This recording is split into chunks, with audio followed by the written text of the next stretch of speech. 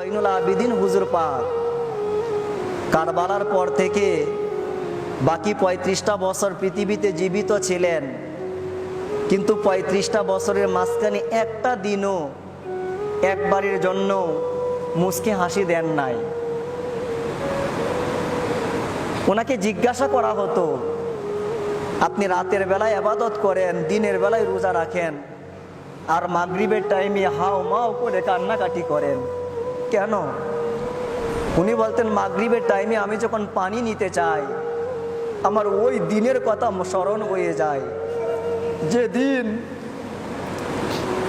আমার সামনে আমার পরিবার পানি চেয়েছিল কিন্তু দেওয়া হয় নাই। জয়নুল আবেদিন হুজুর পাক বলেন, আমার সামনে দেখলাম ইমাম হুসাইনের শাহাদাত, আলী আসগরের শাহাদাত, আলী আকবরের শাহাদাত, একে একে 17 জন 27 জন নবীর পরিবারকে হত্যা হইতে দেখলাম।